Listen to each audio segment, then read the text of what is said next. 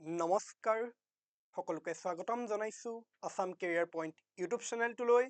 আজি আমি আপোনালোকৰ বাবে পুনৰ লৈ আহিছো আমাৰ জিকেৰ দ্বিতীয়টো ক্লাছ য'ত আমি আপোনালোকৰ বাবে লৈ আহিছো ইণ্ডিয়ান আৰ্মিৰ যি অগ্নিবীৰ আৰু ৰেলৱে ৰিক্ৰুইটমেণ্ট বৰ্ডৰ আণ্ডাৰত যি গ্ৰুপ ডিৰ এক্সাম হ'ব তাৰ প্ৰস্তুতি সম্পৰ্কে গতিকে আহকচোন আমাৰ এই ছেশ্যনটো আৰম্ভ কৰোঁ আমাৰ প্ৰথমটো প্ৰশ্নত কৈছে who was the first governor general of independent India অৰ্থাৎ স্বাধীন ভাৰতৰ প্ৰথম গভৰ্ণৰ জেনেৰেল কোন আছিল কি হ'ব পাৰে আমাৰ অপশ্যনত আছে জৱাহৰলাল নেহৰু চি ৰাজাগোপালাচাৰী ডক্টৰ ৰাজেন্দ্ৰ প্ৰসাদ আৰু কি আছে লৰ্ড মাউণ্টবেটেন কি হ'ব বাৰু ভালদৰে লক্ষ্য কৰক কি কৈছে স্বাধীন ভাৰতৰ প্ৰথম গভৰ্ণৰ জেনেৰেল কি হ'ব শুদ্ধ উত্তৰ ABCD কি হ'ব পাৰে ভালদৰে লক্ষ্য কৰিব ইণ্ডিপেণ্ডেণ্ট ইণ্ডিয়া বুলি কৈছে কিন্তু first governor general of independent India কি হ'ব শুদ্ধ উত্তৰটো কি হ'ব বাৰু শুদ্ধ উত্তৰটো হ'ব আমাৰ অপশ্যন ডি আৰু ডিত কি আছে লৰ্ড মাউণ্টবেটেন ঠিক আছে তেখেত তেতিয়াহ'লে কি আছিলে first governor general of independent India ঠিক আছে আৰু তেখেত আছিলে শেষৰজন ভাইচৰয় কেতিয়াবা প্ৰশ্ন হ'ব পাৰে যে first Indian governor general first and only Indian governor general ঠিক আছে ফাৰ্ষ্ট ইণ্ডিয়ান গভৰ্ণৰ জেনেৰেল তেতিয়া কি হ'ব ৰাজা গোপালাচাৰী হ'ব ঠিক আছে ৰাজা গোপালাচাৰী আছিল চি ৰাজা গোপালাচাৰী কি আছিল জানেনে প্ৰথম গৰাকী আৰু কেৱল মাত্ৰ প্ৰথম গৰাকী ভাৰতীয় গভৰ্ণৰ জেনেৰেল কেতিয়াৰ পৰা 1948 চনৰ পৰা 1950 চনলৈকে ঠিক আছে কাৰণ জানো আমি 1950 চনৰ 26 জানুৱাৰীৰ পৰা আমাৰ সংবিধানখন কাৰ্যকৰী হৈছিলে হয় নাই তেতিয়াৰ পৰা কি হ'ল ৰাষ্ট্ৰপতি হৈছিলে হয় নহয় গতিকে ভাৰতৰ প্ৰথম গৰাকী ভাৰতীয় আৰু কেৱল এজনে হৈছিলে তেখেতে আছিলে চি ৰাজা গোপালাচাৰী ঠিক আছে এতিয়া আমি আগবাঢ়িছো আমাৰ পৰৱৰ্তী প্ৰশ্নত কি দিছে পৰৱৰ্তী প্ৰশ্নত দিছে the regulating act was passed in অৰ্থাৎ ৰেগুলেটিং আইন কেতিয়া কি হৈছিল গৃহীত হৈছিল কিহৰ কথা কৈছে ৰেগুলেটিং আইন কি হ'ব পাৰে আমাৰ অপশ্যনত আছে 1765 1773 1784 আৰু কি আছে 1793 কি হ'ব শুদ্ধ উত্তৰটো কি ৰেগুলেটিং এক্টৰ কথা কৈছে কি হ'ব পাৰে বাৰু ৰেগুলেটিং এক্ট ৰিলেটেড প্ৰশ্ন কিন্তু আহে আকৌ কি হ'ব পাৰে ৰেগুলেটিং এক্ট চাৰ্টাৰ এক্ট এনেকুৱা প্ৰশ্ন কিন্তু আহে দেই এখন ইম্পৰ্টেণ্ট এক্ট হয় কি হ'ব শুদ্ধ উত্তৰটো হ'ব আমাৰ অপশ্যন বি আৰু অপশ্যন বিত কি আছে 1773 ঠিক আছে আৰু এই এক্টখনে কি কৰিছিলে গম পাইনে প্ৰথমত কি হৈছিলে বংগ যি বেংগলত গভৰ্ণৰ অফ বেংগল বুলি এটা পোষ্ট আছিলে ব্ৰিটিছসকলৰ ঠিক আছে এই 1773 যিখন ৰেগুলেটিং এক্ট বা ৰেগুলেটিং আইন সেইখনে গভৰ্ণৰ অফ বেংগলক কি কৰিলে জানেনে গভৰ্ণৰ অফ বেংগলৰ পজিশ্যনটোক গভৰ্ণৰ জেনেৰেল অফ বেংগল কৰি পেলালে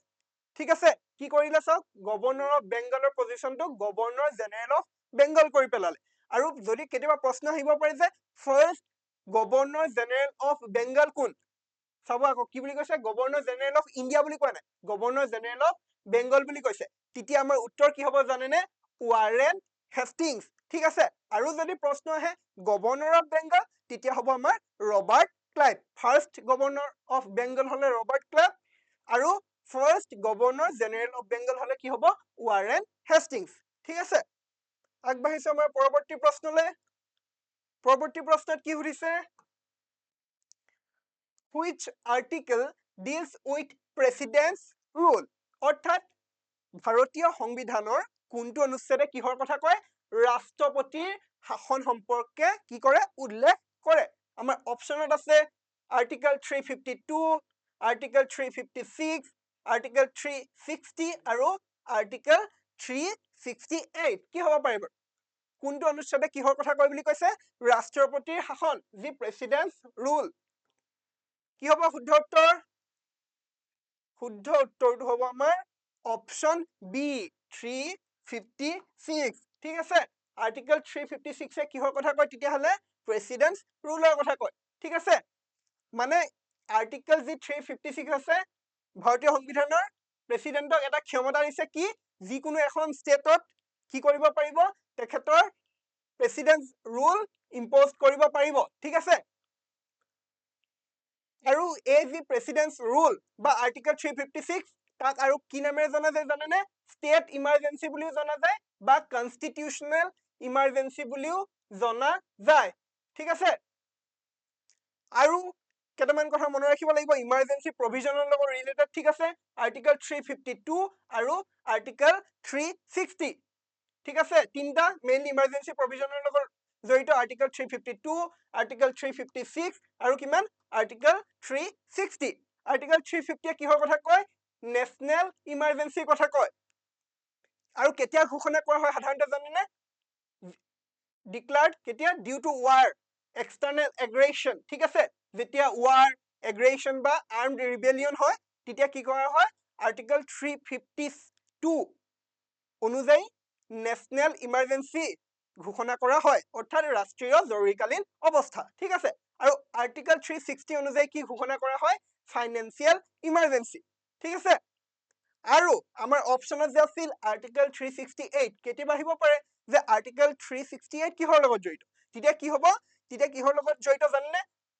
কি বুলি দিছে দিছ with the power of Parliament to amend the Constitution আমি জানো যে 1950 চনৰ 26 জানুৱাৰীৰ পৰা কি হৈছিল আমাৰ সংবিধানখন কাৰ্যকৰী হৈছিল কিন্তু 1950 চনৰ 26 জানুৱাৰীত যিখন সংবিধান আছিল আজি সেইখন সংবিধানে নাই তাৰ বেছিক ষ্ট্ৰাকচাৰটো একে আছে মানিছো কিন্তু কি হৈছে বহুতো তাত কি কৰা হৈছে সংশোধন কৰি নতুন নতুন ব্যৱস্থা তাত উল্লেখ কৰা হৈছে বা নতুন নতুন কি অনা হৈছে অনুচ্ছেদ অন্তৰ্ভুক্ত কৰা হৈছে ঠিক আছে আৰু এই ক্ষমতাটো পাৰ্লিয়ামেণ্টক কোনে প্ৰদান কৰিছে জানেনে আৰ্টিকেল 368 মনত ৰাখিব ইম্পৰ্টেণ্ট প্ৰভিজন ঠিক আছে এতিয়া আমি আগবাঢ়িছো আমাৰ পৰৱৰ্তী প্ৰশ্নলৈ পৰৱৰ্তী প্ৰশ্নত কি সুধিছে the first battle of Panipat was fought in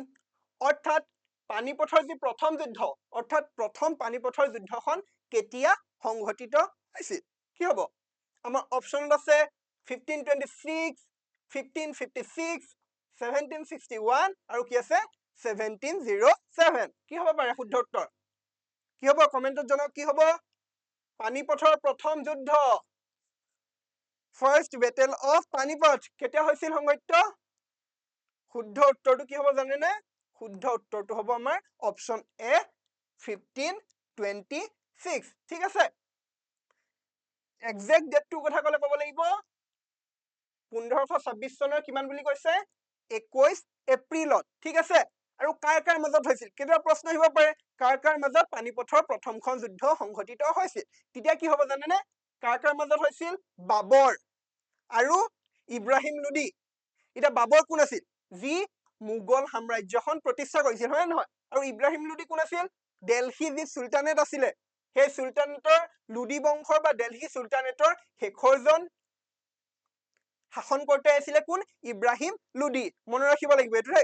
ঠিক আছে কেতিয়াবা প্ৰশ্ন আহিব পাৰে যে দিল্লী চুলতানেটৰ শেষৰজন বা অন্তিমজন সম্ৰাট বা শাসনকৰ্তা কোন আছিল তেতিয়া কি হ'ব আমাৰ ইব্ৰাহিম লোডি আৰু দিল্লী চুলতানেটৰ শাসনকৰ্তাসকলক কি বুলি কোৱা হয় জানে চুলতান বুলি কোৱা হয় যেনেকে মোগলৰ যিসকল শাসনকৰ্তা আছে আমি তেওঁলোকক কি বুলি কওঁ মোগল সম্ৰাট বুলি কওঁ হয় নহয় আৰু এই যুদ্ধখনতে কি হৈছিলে কাৰ জয় হৈছিলে তেতিয়াহ'লে বাবৰৰ জয় হৈছিলে অৰ্থাৎ বাবৰে জয়লাভ কৰিবলৈ সক্ষম হৈছিলে আৰু পৰৱৰ্তী সময়ত বাবৰে কি কৰিছিলে মোগল সাম্ৰাজ্য প্ৰতিষ্ঠা কৰিছিল ঠিক আছে কেতিয়াবা প্ৰশ্ন আহিব পাৰে পানিপথ বৰ্তমানৰনো ক'ত অৱস্থিত তেতিয়াহ'লে পানিপথ ক'ত জানেনে বৰ্তমানৰ যি ভাৰতত কি আছে হাৰিয়ানাতে পানিপথ আছিলে ঠিক আছে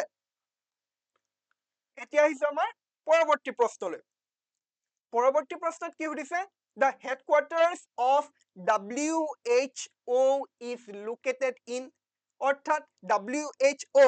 World Health Organizationৰ কি মুখ্য কাৰ্যালয় ক'ত অৱস্থিত হেডকোৱাৰ্টাৰ্ছ ক'ত আছে আমাৰ অপচনত আছে পেৰিছ নিউয়ৰ্ক জেনেভা আৰু লণ্ডন কি হ'ব পাৰে বাৰু কি হ'ব শুদ্ধ উত্তৰটো কি হ'ব শুদ্ধ উত্তৰটো হ'ব আমাৰ অপশ্যন চি জেনেভা ঠিক আছে তেতিয়াহ'লে আমি গম পালো ৱৰ্ল্ড হেল্থ অৰ্গেনাইজেশ্যন অৰ্থাৎ WHO হেডকোৱাৰ্টাৰ ক'ত আছে জেনেভা আৰু জেনেভা ক'ত আছে ছুইজাৰলেণ্ডত হয় নহয় আৰু কেতিয়া প্ৰতিষ্ঠা হৈছিল জানেনে 1948 চনৰ 7 এপ্ৰিলত কেতিয়াবা এই চনটো কিন্তু আহে ঠিক আছে WHO কেতিয়া প্ৰতিষ্ঠা কৰা হৈছিল তেতিয়া আমি জানিব লাগিব কিমান 1948 চনত ঠিক আছে আৰু তাৰ যিজন মুৰব্বী অৰ্থাৎ কি ৱৰ্ল্ড হেল্থ অৰ্গেনাইজেশ্যনৰ যিজন কি বৰ্তমানৰ জইণ্ট কি কৈছে বৰ্তমানৰ কি ডাইৰেক্টৰ জেনেৰেল তেখেত কোন জানেনে ডক্টৰ টেড্ৰছ এডহনম ঘেব্ৰিছুছ ঠিক আছে তেখেত কি বৰ্তমানৰ ডাইৰেক্টৰ জেনেৰেল অফ WHO ঠিক আছে এটা কথা যিহেতু আমি প্ৰস্তুতি কৰি আছো কিহৰ ইণ্ডিয়ান আৰ্মিৰ যি অগ্নিবীৰ আৰু RRB গ্ৰুপ ডি এক্সামৰ হয়নে নহয় গতিকে আপোনালোকৰ বাবে আহিছে এটা সোণালী সুযোগ যিহেতু আমি যিসকলে ইণ্ডিয়ান আৰ্মিৰ অগ্নিবীৰ এক্সাম বা ৰেলৱে ৰিক্ৰুটমেণ্ট বৰ্ডৰ আণ্ডাৰৰ গ্ৰুপ ডি এক্সামত অৱতীৰ্ণ হ'ব তেওঁলোকৰ বাবে বিশেষ কোৰ্চ লৈ আহিছো বিশেষভাৱে আমি ইণ্ডিয়ান আৰ্মিৰ অগ্নিবীৰসকলৰ বাবে এটা 4G বেটছ হিচাপে নাম দি এটা কোৰ্চ লৈ আহিছো য'ত আপোনালোকে সুবিধা পাব কি জানেনে য'ত আপোনালোকৰ থাকিব daily life classes recorded classes complete syllabus PDF and ebooks আৰু কি থাকিব আপোনালোকৰ বাবে আটাইতকৈ প্ৰয়োজনীয় মক টেষ্ট যাৰ জৰিয়তে আপুনি নিজক পৰীক্ষা কৰাৰ এটা সুযোগ পাব পৰীক্ষাৰ পূৰ্বতে নিজক পৰীক্ষা কৰি নিজৰ যিসমূহ লৌফল আছে সেইসমূহ আপুনি বিচাৰি নিজক কি কৰিব পাৰিব অধিক শক্তিশালী কৰি আপোনাৰ যি সপোন আছে দিঠকত পৰিণত কৰিব পাৰিব ঠিক আছে আৰু এই প্ৰস্তুতি হ'ব আমাৰ অসমীয়া মাধ্যমত এইটো হৈছে এটা বিশেষত্ব হয় নহয় আৰু তাৰ বাবে আপুনি মাত্ৰ পে কৰিব লাগিব মাত্ৰ কিমান 579 টকা আৰু আপুনি যোগাযোগ কৰিব লাগিব তলত উল্লেখিত এই দুই নাম্বাৰত নতুবা আমাৰ ডেসক্ৰিপচনত যি নাম্বাৰ আছে তাতো আপোনালোকে যোগাযোগ কৰিব পাৰে আৰু এই কোৰ্সটো অতি সোনকালে মুকলি হ'ব অতি সোনকালে মানে আমাৰ 1 মাৰ্চত মুকলি হ'ব গতিকে যদিহে আপুনি প্ৰস্তুতি কৰি আছে তেন্তে অতি সোনকালে এই নাম্বাৰ দুটাত কন্টাক্ট কৰি আপুনি কোৰ্সটোত এনৰোল কৰি লওক ঠিক আছে এতিয়া আমি আগবাঢ়িছো পৰৱৰ্তী প্ৰশ্নত কি সুধিছে which Mughal ruler built the Red Fort in Delhi অৰ্থাৎ কোনজন মোগল শাসকে দিল্লীত কি কৰিছিল লাল কিল্লা নিৰ্মাণ কৰিছিল কি হ'ব আকবৰ জাহাংগীৰ শাহজাহান আৰু কি আছে ঔৰংজেব কোনে কৰিছিল বাৰু লাল কিল্লা কোনে নিৰ্মাণ কৰিছিল কি হ'ব পাৰে কি হ'ব কমেন্টত জনাওক ইজি হয় নহয় কি হ'ব লাল কিল্লা কোনে কৰিছিল নিৰ্মাণ উত্তৰটো কি হ'ব আমাৰ শুদ্ধ উত্তৰটো হ'ব অপচন সি শাহজাহানে ঠিক আছে আৰম্ভ কেতিয়া কৰা হৈছিল জানেনে 1638 আৰম্ভ কৰা হৈছিল আৰু কমপ্লিট কেতিয়া হৈছিলগে 1648 কমপ্লিট হৈছিল ঠিক আছে আৰু ইয়াৰ আৰ্কিটেক্ট কোন আছিল জানেনে উস্তাদ আহমদ লহৰি ঠিক আছে এখেতেই আছিলে ইয়াৰ কোন আৰ্কিটেক্ট ঠিক আছে আৰু তেখেতে তাজমহলৰো আৰ্কিটেক্ট একেজন মানুহে আছিলে কোন ভালদৰে নামটো লক্ষ্য কৰক উস্তাদ আহমদ লহৰি কেতিয়াবা প্ৰশ্ন আহিব পাৰে ঠিক আছে আৰু ইনিশিয়ালি যি আমি কি পালো ইয়াৰ নামটো কি জানেনে কিলা ই মুবাৰক ঠিক আছে আৰু দা ব্লেসড ফোৰ্ট যাৰ অৰ্থ ঠিক আছে আৰু এটা কথা ইউনেস্কোয়ে ৱৰ্ল্ড হেৰিটেজ সাইট হিচাপেও ঘোষণা কৰিছে কেতিয়া ঘোষণা কৰিছে জানেনে কেতিয়া কৰিছে 2007 চনত ইউনেস্কোয়ে কি হিচাপে ঘোষণা কৰিছে ৱৰ্ল্ড হেৰিটেজ সাইট হিচাপে অৰ্থাৎ বিশ্ব ঐতিহ্য ক্ষেত্ৰ হিচাপে আগবাঢ়িছো পৰৱৰ্তী প্ৰশ্নত কি সুধিছে The Planning Commission was replaced by অৰ্থাৎ পৰিকল্পনা আয়োগৰ ঠাইত স্থাপন কৰা হৈছিল বুলি দি থৈ দিছে আমাৰ কি স্থাপন কৰা হৈছিল এতিয়া পৰিকল্পনা আয়োগৰ সলনি কি স্থাপন কৰা হ'ল আগতে আমি জানো কি আছিলে পৰিকল্পনা আয়োগ বা প্লেনিং কমিশন আছিল য'ত কি হৈছিলে আমাৰ 5 বছৰৰ মূৰে মূৰে হয় নহয় যাক আমি কি বুলি কওঁ পঞ্চবাৰ্ষিক পৰিকল্পনা 5 বছৰ মূৰে মূৰে পৰিকল্পনাসমূহ গ্ৰহণ কৰা হৈছে তাৰ সলনি এতিয়া কি আহিলে কি হ'ব আমাৰ অপচনত আছে ফাইনেন্স কমিশন অৰ্থাৎ বিত্ত আয়োগ নীতি আয়োগ বুলি কৈছে RBI বুলি কৈছে আৰু কি বুলি কৈছে SEBI বুলি কৈছে কি হ'ব পাৰে শুদ্ধ উত্তৰ ABCD কমেন্টত জনাওক কি হ'ব শুদ্ধ উত্তৰ পৰিকল্পনা আয়োগক এটা কিহে ৰিপ্লেস কৰি পেলালে কিহে বাৰু শুদ্ধ উত্তৰটো হ'ব আমাৰ অপচন বি কি নীতি আয়োগ ঠিক আছে নীতি আয়োগ নীতি মানে কি আমাৰ ইয়াত কি হ'ব NITI stands for national institution for transforming India ঠিক আছে আৰু কেতিয়া স্থাপন কৰা হৈছিল কেতিয়া ফৰ্ম হৈছিল 1 জানুৱাৰী 2015 চনত আৰু ইয়াৰ চেয়াৰপাৰসন কোন জানেনে প্ৰাইম মিনিষ্টাৰ নৰেন্দ্ৰ মোদী ঠিক আছে আৰু ভাইচ চেয়াৰপাৰসন হৈছে শ্ৰী সুমন বেৰী আৰু এটা কথা জানিবলগীয়া ইয়াৰ CEO কোন জানেনে নিধি শিববেৰ ঠিক আছে আৰু তেখেতৰ চাৰ্জ কেতিয়া লৈছে গম পাইছে নে ৰিসেন্টলি লৈছে কেতিয়া চাওক কেতিয়া লৈছে 24 ফেব্ৰুৱাৰী 2026 ভাবি চাওক তাৰ আগলৈকে আমি গম পাই আছিলো আজিৰ পৰা কেদিনমান আগলৈকে ইয়াৰ CEO আছিলে কোন VVR সুব্ৰমণ্যম ঠিক আছে এতিয়া কোন হল এখেত হল ঠিক আছে কেতিয়া লৈছে চাই লওক এই ৰিসেন্টলি লৈছে ঠিক আছে ওদিকে কিছুমান কাৰেন্ট এফেয়াৰ্স আমি জানিব লাগিব হয় নহয় আগবাঢ়িছো পৰৱৰ্তী প্ৰশ্নত সুধিছে the longest river in the world is বিশ্বৰ আটাইতকৈ দীঘলীয়া নদী কোনখন ইজি হৈ গল নি অকমান আহি যায় কেতিয়াবা কি হ'ব আমাৰ অপচন আছে আমাজন নীল ইয়াংচি আৰু মিছিছিপি কি হ'ব পাৰে শুদ্ধ উত্তৰ বিশ্বৰ আটাইতকৈ দীঘলীয়া নদী কি হ'ব শুদ্ধ উত্তৰ হ'ব আমাৰ অপচন বি নীল নদী হয় নহয় আৰু কোন আছে আফ্ৰিকাত আছে আৰু কিমান কিলোমিটাৰ বুলি কৈছে এপ্ৰক্সিমেটলি কিমান 6650 কিলোমিটাৰ বুলি কৈছে ঠিক আছে আৰু এখন কিমানখন দেশ জুৰি বৈ গৈছে চাওক 11খন কান্ট্ৰি ধেমালি কথা নহয় আকৌ হয় নহয় কোলৈকে বৈ গৈছে টু দা মেডিটেৰিয়ান সি লৈকে ঠিক আছে আগবাঢ়িছো পৰৱৰ্তী প্ৰশ্নত সুধিছে who gave the slogan do or die কৰিম নহলে মৰিম বা কি বুলি কয় কৰা নহলে মৰা এই স্লোগানটো কোনে দিছিল ডু অৰ ডাই আমাৰ অপচনত আছে সুভাষ চন্দ্ৰ বোস মহাত্মা গান্ধী ভগত সিং আৰু কি আছে জৱাহৰলাল নেহৰু কি হ'ব শুদ্ধ উত্তৰ ডু অৰ ডাই কোনে কৈছিল শুদ্ধ উত্তৰটো হ'ব কি শুদ্ধ উত্তৰটো হ'ব অপচন বি মহাত্মা গান্ধী ঠিক আছে আৰু কেতিয়া কৈছিল জানেনে ভাৰতীয় জাতীয় কংগ্ৰেছৰ এখন মিটিঙত ডেলিগেটছ সকলৰ আগত বিভিন্ন স্থানৰ পৰা যিসকল কাৰ্যকৰ্তা আহিছিল তেওঁলোকৰ আগত কেতিয়া কৈছিলে 1942 চনৰ 8 আগষ্ট তাৰিখে অৰ্থাৎ ভাৰত ত্যাগ আন্দোলনৰ সময়ছোৱাতে কৈছিলে ঠিক আছে কি বুলি কৈছিলে ডু অৰ ডাই বুলি কৈছিলে ঠিক আছে ভাৰত ত্যাগ আন্দোলন মানে ব্ৰিটিছসকলক কি কৈছিল ভাৰত ত্যাগ কৰিবৰ বাবে আন্দোলন কৰিছিল ব্ৰিটিছসকলে যাতে কি কৰে ভাৰত ত্যাগ কৰে কুইট ইণ্ডিয়া মুভমেণ্ট হয় নহয় আগবাঢ়িছো পৰৱৰ্তী প্ৰশ্নত কি সুধিছে দা খিলাফত মুভমেণ্ট was launched in অৰ্থাৎ খিলাফত আন্দোলন কেতিয়া কি কৈছে আৰম্ভ হৈছিল কেতিয়া আৰম্ভ হৈছিল আমাৰ অপচন আছে 1917 1920 1921 আৰু কিমান আছে 1919 কি হ'ব শুদ্ধ উত্তৰ কি হ'ব পাৰে ABCD কি হ'ব খিলাফত আন্দোলন কেতিয়া হৈছিল অপচন ডি 1919 ঠিক আছে কেতিয়াবা প্ৰশ্ন আহিব পাৰে খিলাফত আন্দোলনৰ নেতৃত্ব কোনে লৈছিল বুলি তেনেকৈ অপচন দিব পাৰে হয় নহয় তেতিয়া কি কোনে লৈছিল জানেনে অপচনটোত কেতিয়াবা দুজনৰ নাম থাকে নহলে কি বুলি থাকে জানেনে আলী ব্ৰাদাৰ্স বুলি থাকে ঠিক আছে এই আলী ব্ৰাদাৰ্সত কোন কোন আছে চব মোহাম্মদ আলী আছে আৰু শৌকত আলী খান ঠিক আছে শৌকত আলী মোহাম্মদ আলী আৰু শৌকত আলী কেতিয়াবা অপচনত এনেকে থাকে আলী ব্ৰাদাৰ্স তেতিয়া কনফিউজ নহব এইটোৱে হ'ব ঠিক আছে আৰু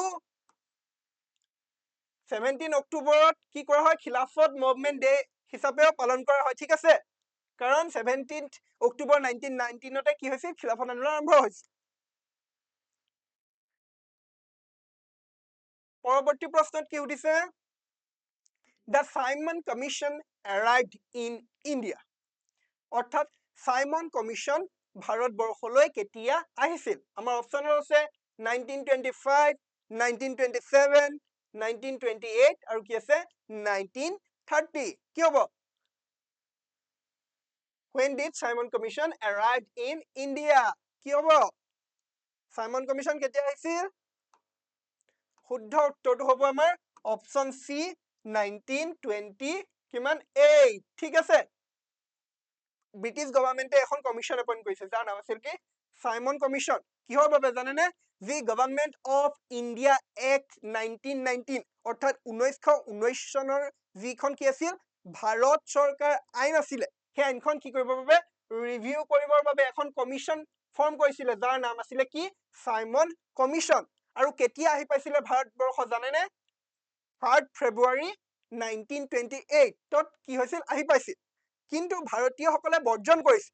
কেতিয়াবা প্ৰশ্ন হ'ব পাৰে যে ভাৰতীয়সকলে সাইমন কমিশ্যনখন বৰ্জন কৰিছিল তাৰ কাৰণটো আছিল বুলি দেশ দি থব আৰু অপচন কিছুমান দিয়া থাকিব তেতিয়া কি হ'ব জানেনে কাৰণ সাইমন কমিশ্যনত কমপ্লিটলি কি আছিল কিছু আমাৰ ভাৰতীয় ক্ৰিটিকসকলে কি বুলি কয় জানেনে কমিশ্যনছ অফ হোৱাইট মেন বুলি কয় মানে তাত কোনো এজন ভাৰতীয় সদস্য নাছিল ঠিক আছে ইয়াত দিছে কি বুলি all white commission without any Indian members মানে ভাৰতীয়সকলৰ কোনো এজন সদস্যই এই কমিশ্যনখনত নাছিল আৰু এই কমিশ্যনখনৰ কিমান আছিল বুলি কৈছে 7 জন ইংলিছমেন আছিল ঠিক আছে আৰু ইয়াৰ চেয়াৰমেন কোন আছিল জানেনে কেতিয়াবা প্ৰশ্ন আহিব পাৰে সাইমন কমিশ্যনৰ চেয়াৰমেন কোন আছিল ছাৰ জন সাইমন আৰু চাওক সাইমন বুলি কৈছে আৰু কমিশ্যনখনৰ নাম কি হৈছে সাইমন কমিশ্যন মানে এই চেয়াৰমেন জনৰ নামতে কমিশ্যনখনৰ নাম ৰখা হৈছে ঠিক আছে আৰু এই কমিশ্যনখন ফৰ্ম কেতিয়া হৈছিল কেতিয়াবা প্ৰশ্ন আহিব পাৰে আমাক এতিয়া সুধিছে ভাৰতলৈ কেতিয়া আহিছিল হয় নহয়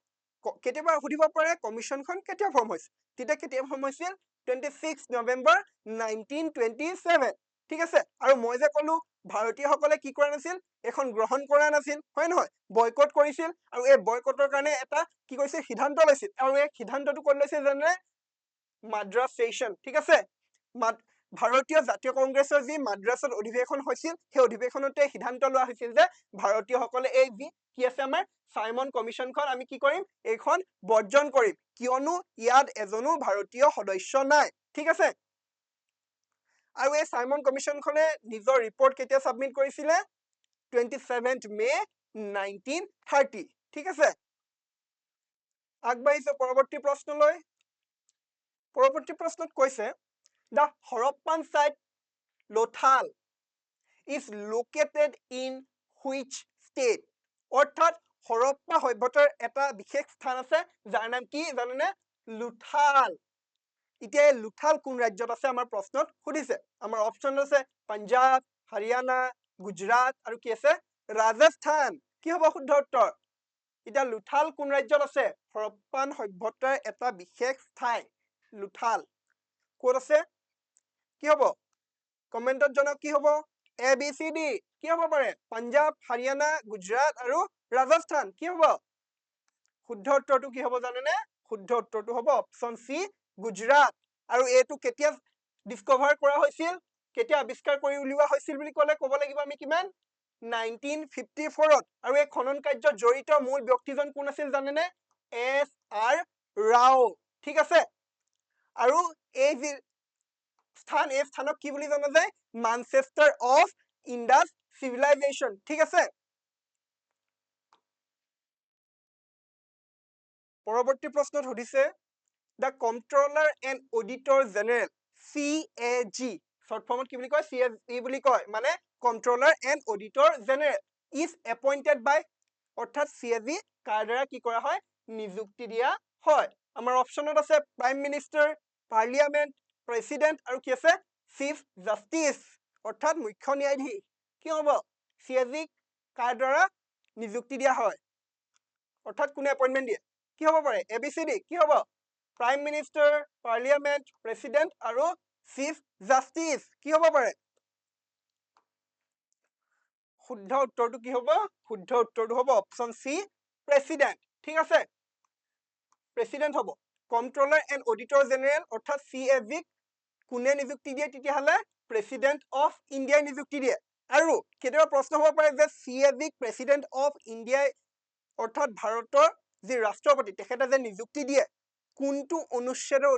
অধীনত নিযুক্তি দিয়ে তেতিয়া কি হ'ব জানেনে আৰ্টিকেল 148 অধীনত কি কৰা হয় ভাৰতীয় সংবিধানৰ যি 148 নম্বৰ অনুচ্ছেদ আছে তাৰ অধীনত ভাৰতৰ ৰাষ্ট্ৰপতিয়ে কাক নিযুক্তি দিয়ে কন্ট্ৰলাৰ এণ্ড অডিটৰ জেনেৰেলক ঠিক আছে আৰু কেতিয়াবা প্ৰশ্ন হ'ব পাৰে যে বৰ্তমানৰ কন্ট্ৰলাৰ এণ্ড অডিটৰ জেনেৰেল কোন ভাৰতৰ তেতিয়া কি হ'ব জানেনে শ্ৰী কে সঞ্জয় মূৰ্তি কোন বৰ্তমান ভাৰতৰ কন্ট্ৰলাৰ এণ্ড অডিটৰ জেনেৰেল ঠিক আছে আৰু তেখেতে কেতিয়া দায়িত্বভাৰ গ্ৰহণ কৰিছিলে 2024 চনৰ 21 নৱেম্বৰ আগবাঢ়িছে আমাৰ পৰৱৰ্তী প্ৰশ্নলৈ পৰৱৰ্তী প্ৰশ্নত সুধিছে দ্য পঞ্চায়তী ৰাজ চিষ্টেম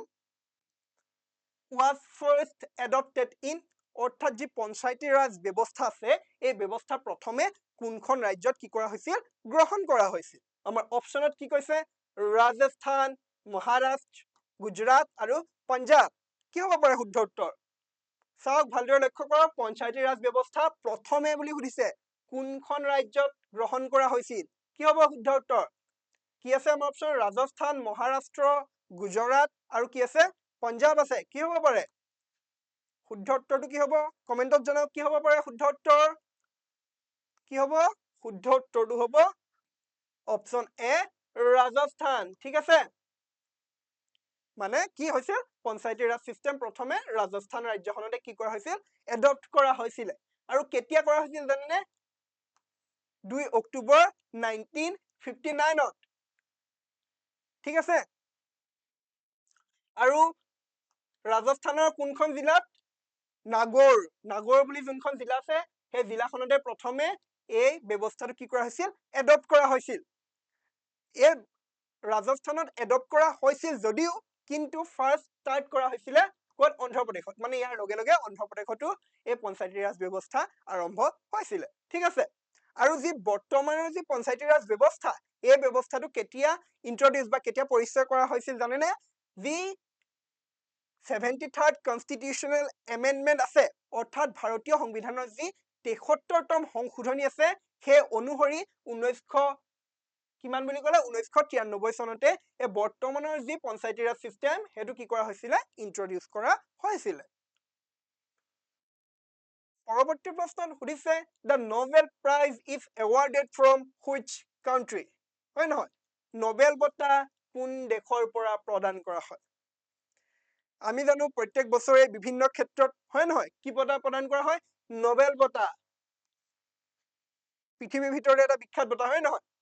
আমি এতিয়া আমাৰ ৰবীন্দ্ৰনাথ ঠাকুৰে হওক কৈলাশ সত্যাৰ্থীয়ে হওক সিভি ৰমনে হওক মাদাৰ টেৰেছাই হওক হয় নহয় তেওঁলোকে কি পাইছে নোবেল বঁটা লাভ কৰিবলৈ সক্ষম হৈছে এতিয়া নোবেল বঁটা কোনখন দেশৰ পৰা প্ৰদান কৰা হয় বুলি কৈছে আমাৰ অপচন আছে জাৰ্মানী সুইডেন সুইজাৰলেণ্ড আৰু ফ্ৰান্স আৰু এই প্ৰসেসটো মানে বহুত টাফ বুলি ক'ব লাগিব আনকি আমাৰ ভাৰতৰ প্ৰথম প্ৰধানমন্ত্ৰী পণ্ডিত জৱাহৰলাল নেহেৰু আমি যাক জাতিৰ পিতা মহাত্মা গান্ধী হয় নহয় তেওঁলোকো কেইবাবাৰো নমিনেট হৈছে কিন্তু লাভ কৰিবলৈ সক্ষম হোৱা নাই ঠিক আছে এতিয়া কথাটো হল কোনখন দেশৰ পৰা প্ৰদান কৰা হয় কি হ'ব জাৰ্মানী সুইডেন সুইজাৰলেণ্ড আৰু ফ্ৰান্স কি হ'ব পাৰে শুদ্ধ উত্তৰ কি হ'ব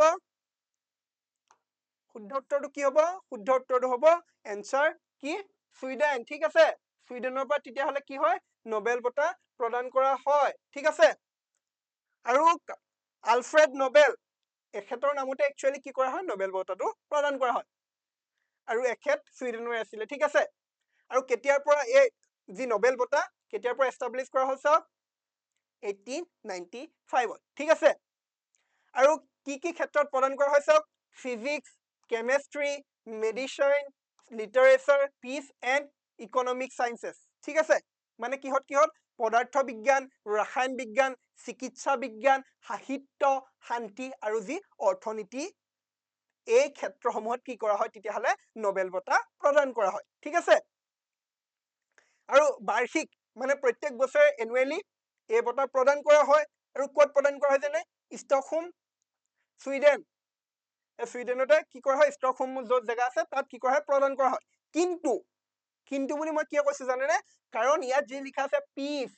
নোবেল পিস প্ৰাইজটো কিন্তু সুইডেনৰ পৰা প্ৰদান কৰা নহয় এই নোবেল পিস প্ৰাইজটো ক'ৰ পৰা প্ৰদান কৰা হয় জানেনে প্ৰদান কৰা হয় ক'ৰ পৰা অশ্লো নৰৱেৰ পৰা ঠিক আছে নৰৱে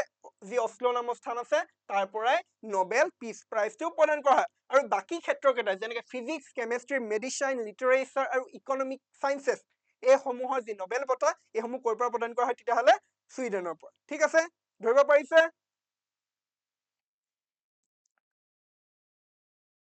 আগবাঢ়িছো পৰৱৰ্তী প্ৰশ্নত সুধিছে which of the following is India's highest tallest বুলি কৈ থৈছে tallest dam অৰ্থাৎ নিম্নলিখিত কোনটো ভাৰতৰ সৰ্বোচ্চ উচ্চতম বুলি কৈছে দেই ইয়াত উচ্চতম বান্ধ আমাৰ অপচনত আছে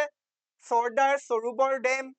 যিটো গুজৰাটত অৱস্থিত হীৰাকুণ্ড ডেম যিটো উৰিষ্যাত আছে তেহৰী ডেম উত্তৰাখণ্ডত আৰু ভাকৰা নাংগল ডেম যিটো ক'ত আছে হিমাচল প্ৰদেশত কি হ'ব আটাইতকৈ উচ্চতম বুলি কৈছে ডাঙৰ আৰু উচ্চতম বান্ধ কি হ'ব পাৰে শুদ্ধ উত্তৰটো কি হ'ব শুদ্ধ উত্তৰটো হ'ব আমাৰ অপচন সি হ'ব ঠিক আছে অপচন সিত কি আছে তেহৰী ডেম আৰু যিটো ক'ত আছে উত্তৰাখণ্ডত আছে আৰু ইয়াৰ হাইটটো কিমান জানে ইয়াৰ হাইটটো হৈছে কিমান 260.5 মিটাৰছ ঠিক আছে আৰু top 10 highest dams in the world বুলি কৈছে বিশ্বৰ যি 10টা ওখ ডেম আছে উচ্চতম তাৰ ভিতৰত এটা বুলি কৈছে ঠিক আছে আৰু ক'ত আছে কোন নদীত চাওক ভাগীৰথী নদীত আছে ঠিক আছে যদি কেতিয়াবা সুধে চৰ্দাৰ সৰোবৰ ডেম সেইটো ক'ত আছে সেইটো গুজৰাটত আছে ঠিক আছে হীৰাকুণ্ড ডেম এইটো ক'ত আছে উৰিষ্যাত আছে ঠিক আছে আৰু এই হীৰাকুণ্ড ডেমটো কি হৈছে লংগেষ্ট ডেম যাৰ লেন্থ কিমান বুলি কৈছে 25.79 কিলোমিটাৰ ঠিক আছে আৰু এইটো ক'ত আছে মহানদীত অৱস্থিত ভাকৰা নাংগল ডেম এইটো ক'ত আছে হিমাচল প্ৰদেশত আছে আৰু কোন নদী হেৰিয়ত আছে সুতলেজ নদী ঠিক আছে পৰৱৰ্তী প্ৰশ্নত সুধিছে the first Asian Games were held in অৰ্থাৎ প্ৰথম এছিয়ান গেমছ ক'ত অনুষ্ঠিত হৈছিল অপচন আছে টকিঅ বেইজিং নিউ দিল্লী আৰু বেংকক কি হ'ব শুদ্ধ উত্তৰ কিহৰ কথা কৈছে প্ৰথম এছিয়ান গেমছ ক'ত হৈছিল এনসাৰটো কি নিউ দিল্লী অৰ্থাৎ আমাৰ হোষ্ট সিটিখন কি আছিল তেতিয়া ভাৰতৰ নতুন দিল্লী হয় নহয় আৰু কেতিয়া হৈছিলে 4 মাৰ্চৰ পৰা 11 মাৰ্চলৈকে 1951 চনত আৰু কেইখন ৰাষ্ট্ৰই পাৰ্টিসিপেট কৰিছিল জানেনে 11খন ৰাষ্ট্ৰই আৰু যি সেৰেমনি হৈছিল অফিচিয়ালি কোনে ওপেন কৰিছিলে জানেনে সেই সময়ৰ ভাৰতৰ ৰাষ্ট্ৰপতি আৰু সেই সময়ত কোন আছিলে ডক্টৰ ৰাজেন্দ্ৰ প্ৰসাদ ঠিক আছে পৰৱৰ্তী প্ৰশ্নত সুধিছে the longest mountain range in the world is অৰ্থাৎ বিশ্বৰ আটাইতকৈ দীঘলীয়া পৰ্বতমালা কোনটো কি বুলি কৈছে আটাইতকৈ দীঘলীয়া পৰ্বতমালা কি হ'ব হিমালয় এন্ডিজ ৰকি আৰু আল্পছ কি হ'ব পাৰে আটাইতকৈ দীঘলীয়া পৰ্বতমালা বুলি কৈছে longest mountain range in the world কি হ'ব শুদ্ধ উত্তৰটো হ'ব আমাৰ অপচন বি এন্ডিজ ঠিক আছে আৰু যাৰ ৰেঞ্জ কিমান বুলি কৈছে এপ্ৰক্সিমেটলি কিমান 7000 কিলোমিটাৰ ঠিক আছে আৰু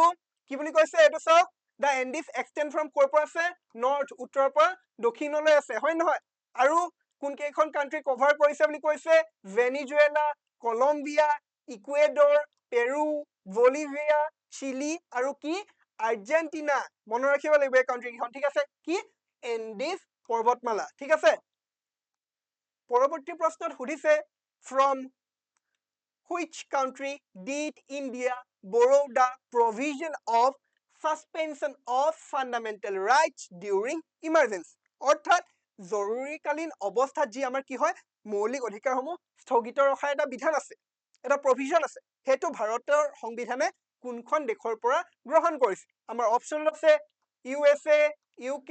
জাৰ্মানী আৰু অষ্ট্ৰেলিয়া কি হ'ব শুদ্ধ উত্তৰ কি হ'ব পাৰে কিহৰ কথা কৈছে suspension of fundamental rights during emergency কি হ'ব শুদ্ধ উত্তৰটো হ'ব আমাৰ অপচন সি জাৰ্মানী ঠিক আছে আৰু জাৰ্মানীৰ সংবিধানখনক কি বুলি জনা যায় ওয়েমাৰ কনস্টিটিউশন বুলি জনা যায় ঠিক আছে আৰু কি আৰ্টিকল 350 ভাৰতীয় সংবিধানৰ য'ত কিহৰ কথা কোৱা হৈছে suspension of fundamental rights ঠিক আছে আৰু এই ফান্ডামেন্টাল ৰাইটস গোটেই কেইটা নহয় মেইনলি কোনটো আৰ্টিকেল 19 য'ত কিহৰ কথা কোৱা হৈছে ফ্ৰীডম অফ স্পীচ এছেম্বলি ঠিক আছে তাৰ কথা কোৱা হৈছে আৰু ক'ত আছে কিমান পাৰ্টত বুলি ক'লে পাৰ্ট 18 of the constitution ঠিক আছে আৰু আমি জানো এই যে ইমাৰ্জেন্সি প্ৰভিজন সমূহ ক'ত ক'ত আছে বুলি কৈছে আৰ্টিকেল 352 ৰ পৰা 360 লৈকে কি আছে আমাৰ যি জৰুৰীকালীন প্ৰভিজন অনুচ্ছেদসমূহ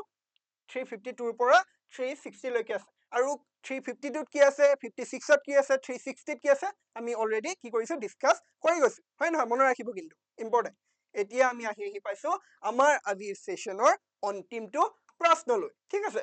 অন্তিমটো প্ৰশ্নত কি উঠিছে who was the first Indian to receive the Nobel Prize আমি অলৰেডি পঢ়িলো নোবেল প্ৰাইজ কোৰ পৰা দিয়া হয় কেতিয়াৰ পৰা দিয়া আৰম্ভ কৰিছে কাৰ নামত দিয়া হয় নোবেল পিস প্ৰাইজ হলে কোৰ পৰা দিয়া হয় কোনখন দেশৰ পৰা হয় নহয় এতিয়া সুধিছে প্ৰথম ভাৰতীয় নোবেল বঁটা প্ৰাপক গৰাকী কোন আছিল আমাৰ অপচন আছে doctor C V. Raman Kailash Satyarthi Mother Teresa আৰু ৰবীন্দ্ৰনাথ টেগোৰ কি হ'ব পাৰে বাৰু কি হ'ব প্ৰথম ভাৰতীয় নোবেল বঁটা প্ৰাপক কি হ'ব শুদ্ধ উত্তৰটো কি হ'ব অপচন ডি ৰবীন্দ্ৰনাথ টেগোৰ ঠিক আছে তেখেতে কি পাইছিল নোবেল প্ৰাইজ লাভ কৰিছিল কোনটো ক্ষেত্ৰত লিটাৰেচাৰ সাহিত্যৰ ক্ষেত্ৰত কেতিয়া 1913 চন আৰু কিহৰ বাবে লাভ কৰিছিল তেখেতৰ গীতাঞ্জলি নামৰ গ্ৰন্থখনৰ বাবে ঠিক আছে আৰু তেখেতক পপুলাৰলি কি হিচাপে জনা যায় গুৰুদেৱ বুলিও তেখেতক জনা যায় গুৰুদেৱ ৰবীন্দ্ৰনাথ টেগোৰ ঠিক আছে আৰু তেখেতে 1901 চনত কি কৰিছিল জানে শান্তি নিকেতন ফৰ্ম কৰিছিল ঠিক আছে আৰু যিখনক বৰ্তমান কি বুলি জনা যায় বিশ্বভাৰতী ইউনিভাৰ্চিটি ঠিক আছে আৰু কেতিয়াবা প্ৰশ্ন আহিব পাৰে প্ৰথমজন ভাৰতীয় ব্যক্তি যিয়ে নোবেল প্ৰাইজ পাবলৈ সক্ষম হৈছিল কোনটো ক্ষেত্ৰত ফিজিক্সত ঠিক আছে তেতিয়া কোন হ'ব তেতিয়া হ'ব চি.ভি. ৰমন অৰ্থাৎ চন্দ্ৰশেখৰ ভেংকট ৰমন ঠিক আছে ধৰিব পাৰিছেনে কথাবোৰ গতিকে আজিলৈ ইমানেই পৰৱৰ্তী সময়ত আমি পুনৰ লগ হ'ম আৰু য'ত আপোনালোকৰ বাবে লৈ আহিম কিছুমান মোষ্ট ইম্পৰ্টেন্ট জিকে কুৱেশ্যন তাৰ লগে লগে আপোনালোকে সাজু হৈ থাকক কিয়নো আমি ইতিমধ্যে উল্লেখ কৰিছো যে আমাৰ 1 মাৰ্চৰ পৰা কি হ'ব আমাৰ যি এছ আছে আসাম কেৰিয়াৰ পইণ্টৰ যি এছ আছে তাত আপোনালোকৰ বাবে ৰেগুলাৰ ক্লাছ মুকলি কৰা হ'ব ঠিক আছে গতিকে যদি আপোনাৰো মন আছে এজন অগ্নিবীৰ হৈ এজন দেশৰ জোৱান হৈ দেশ মাতৃক সেৱা কৰিবলৈ গতিকে অতি সোনকালে আমাৰ যি ডেসক্ৰিপশ্যনত নাম্বাৰ আছে তাত যোগাযোগ কৰি এনৰোল কৰি লওক ধন্যবাদ সকলোকে